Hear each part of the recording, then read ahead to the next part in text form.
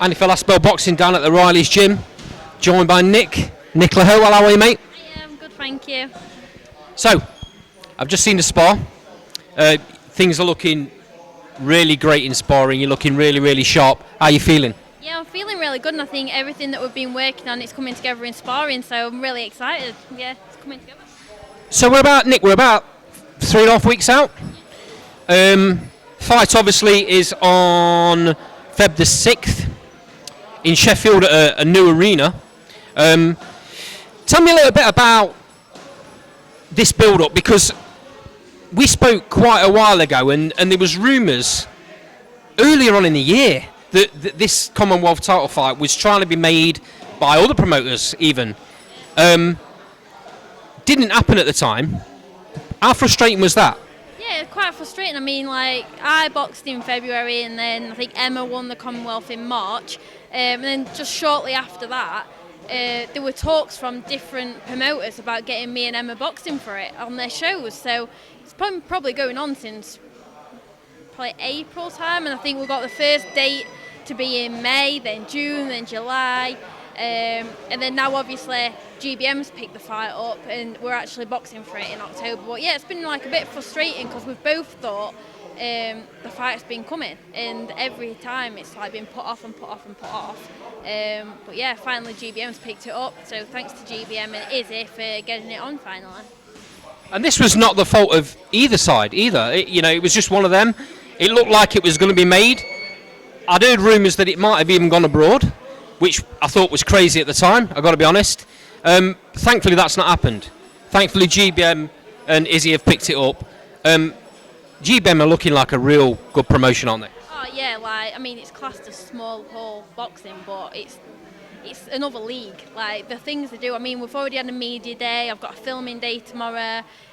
Just everything they do, it's just like what the big guys do, and they will get there, they will. Yeah, I've been down to a couple of media days. I've been down to a weigh-in for your previous fight in February, and then I come down to this media day, and you're right, it's like walking into a media day at a Matchroom show or a boxer show. These guys have got some serious backing, and they're very, very serious about what they're doing. Do you ever get used to that sort of thing, like that media day where you were sat around that table facing your opponent Emma?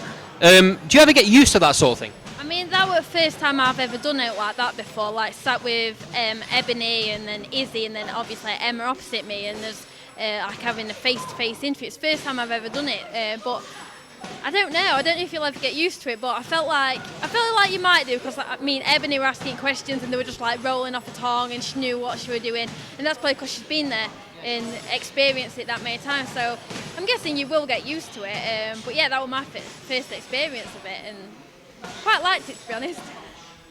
Clearly a lot of respect between the two camps, a lot of respect between the two coaches. There's also quite a lot of parallels between you and Emma in the way you've gone about your professional careers, but also your amateur careers. They're very similar, and also both of you have not boxed since the start of the year, pretty much. 6 or 8 months down the line. Has it been keeping yourself motivated? Yeah, I mean, it's been a long time, but what's kept me motivated is I've been in the gym, we've been working on different stuff, and I feel like when you're learning, you're constantly learning, you're always wanting to improve and be in the gym to learn new stuff, so that's how I keep myself motivated. So I just kept going, and I knew a date would come eventually. You've always had these targets in mind. I remember on the very early days when we first started having you on the show, you were talking about these dreams of becoming champion. You've got the opportunity on the 6th. What are you going to do to take it? I'm going to do everything I can. Like, that belt's coming back here. Like, nothing else I can really say. Everything I've been working on, I'm going to do it on the night. What have you seen in, without giving too much away, what have you seen in Emma that you can exploit in the fight? I don't want to give too much away, but what I've seen is I can adapt to what she's going to bring. Sounds like fighting talk to me. Let's talk a little bit about Riley's gym. So you and Daz were in a little bit of wilderness for a short while. when Daz became your full-time coach, you didn't have a permanent gym. So, and I know you were going down Riley's because Daz is obviously friends with Rob and Gary, and you were still going there, using the facilities, sparring. What's it like now that you're a permanent member of the Riley's family? Well, it's a lot better now because, like, if say Daz is working or not available, there's always somebody here that can take my sparring. They can take me on the pads. They can do everything. If Daz isn't available, there's always a backup. So I'm not stuck where before it was just me and Daz. We were going to Doncaster. Then we were going to Riley's, but mostly for sparring and stuff like that. But now that we're here and we're settled, we've got a good team behind us as well, and some of the guys are coming down to watch me box on October 6th. So yeah, it's nice having that backing behind you and the people behind you.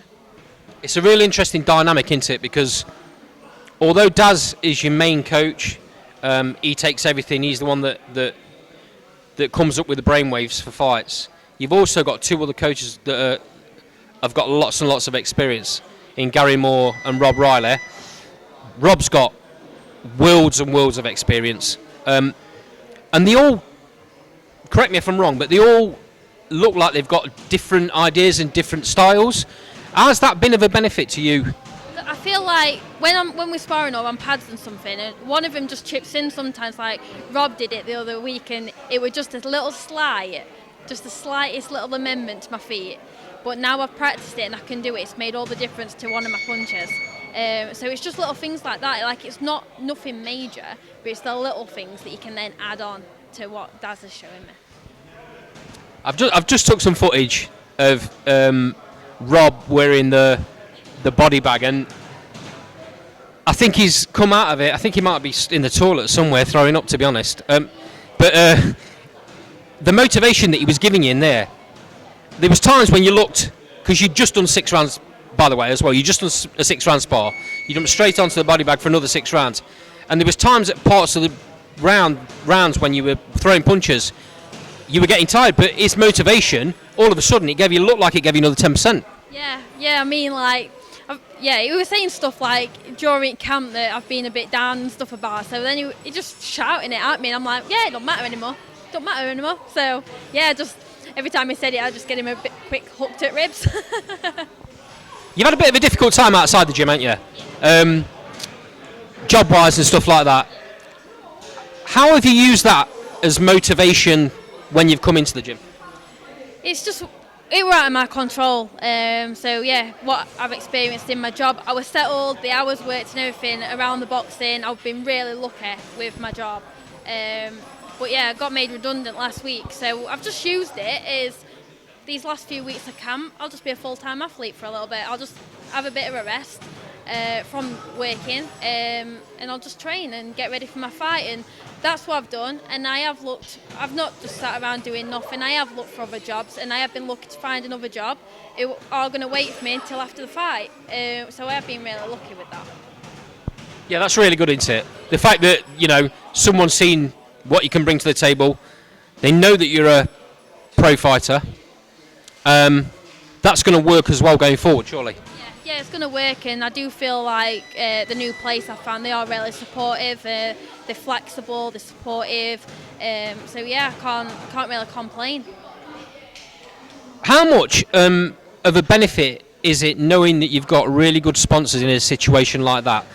Other people will be panicking, thinking, where am I going to get the money for training? Where am I going to get the money for wraps, for gloves, for head guards? Yeah, I mean, that's another thing. Like, I've got quite a few sponsors now, and some main sponsors that have really helped me out. And I've had lots of tickets to shift as well.